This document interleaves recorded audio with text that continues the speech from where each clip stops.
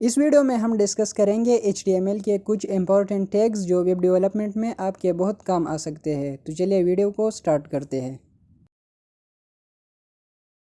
सबसे पहले मैं उस टैग के लिए यहाँ पर एक पैराग्राफ लेता हूँ ताकि आपको समझ आ जाए कि उस टैग का क्या काम होता है। तो यहाँ पर मैंने एक पैराग्राफ लिया है कि इसमें लिखा है मैंने सी द इन्फॉर्मेशन बिलो, यहाँ पर डिस्प्ले भी हो गया है। अब इस पैराग्राफ के बाद मैं यहाँ पर एक समरी टैग लेता हूँ और समरी टैग के अंदर डिटेल्स टैग लेता हूँ।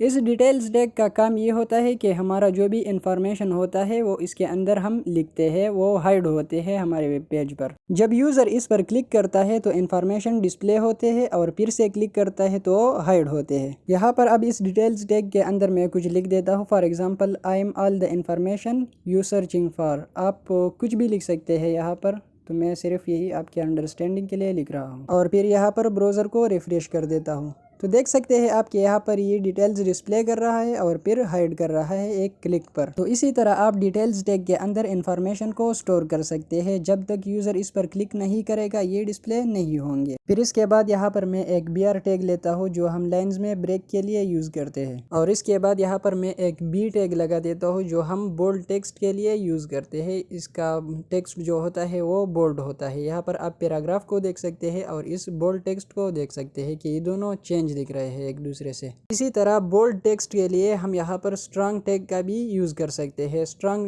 टैग के अंदर जो भी टेक्स्ट होता है हमारा वो भी बोल्ड होता है। मैं यहाँ पर लाइंस में थोड़ा स्पेस देता हूँ ताकि आपको कोड क्लियर दिखे। अब मैं आई टैग को लगा देता हूँ यहाँ पर जो हम इटैलिक टेक्स्ट के लिए यूज़ करते हैं, जो फॉन्ट के साइज़ को थोड़ा चेंज करता है। इसी तरह आप यहाँ पर EM टैग का भी यूज़ कर सकते हैं। इसका मतलब है एम्फेसाइज। ये इटैलिक और एम्फेसाइज टैग दोनों टैग जैसे ही काम करते हैं, जिस तरह B टैग और स्ट्रांग टैग, इसी तरह आई टैग और एम्फेसाइज टैग। इसके बाद यहाँ पर मैं मार्क टैग को ऐड करता हूँ। मार्क टैग का काम ये होता है कि हमारे टेक्स्ट को हाईलाइट करता है। तो मैं इस मार्क टैग के अंदर लिखता हूँ दिस इज हाईलाइटेड और ब्राउज़र को रिफ्रेश कर देता हूँ। देख सकते हैं आपके यहाँ पर ये टेक्स्ट हाईलाइट हो गया येलो कलर के साथ। फिर यहाँ पर मैं डिल टैग को ऐड करता हूँ। इसका मतलब है डिलीटेड। ये टेक्स्ट के ऊपर एक लाइन को ऐड करता है कि ये टेक्स्ट रॉन्ग है या डिलीट हो गए हैं। इसी तरह टेक्स्ट पर लाइन ऐड करने के लिए आप यहाँ पर स्ट्राइक टैग का भी यूज़ कर सकते हैं। तो मैं यहाँ पर स्ट्राइक टैग लगा देता हूँ और ब्राउज़र को फिर से रिफ्रेश कर देता हूँ। यहाँ पर आप देख सकते हैं कि डिल और स्ट्राइक टैग दोनों के टेक्स्ट पर एक लाइन ऐड हो गया है। तो इसी तरह आप डिल और स्ट्राइक की हेल्प से कर सकते हैं। फिर इन सब के बाद यहाँ पर मैं एक सुपरस्क्रिप्ट टैग को ओपन कर देता हूँ जिसके लिए हम सिर्फ SUP लिखेंगे यहाँ टैग के अंदर।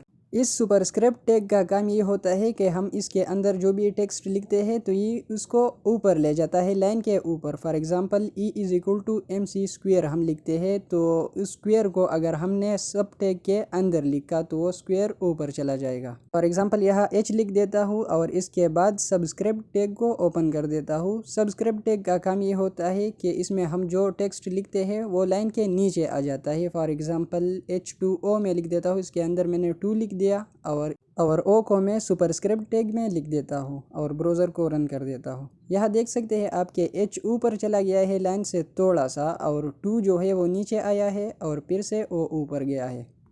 इसी तरह सुपरस्क्रिप्ट यानी SUP टैग जो है वो टेक्स्ट को ऊपर ले जाता है और SUB टैग जो है सबस्क्रिप्ट वो टेक्स्ट को नीचे ले आता है लाइन से। इन सब के अलावा अगर आप किसी टेक्स्ट को अंडरलाइन करना चाहते हैं तो उसके लिए आप U टैग का यूज़ कर सकते हैं।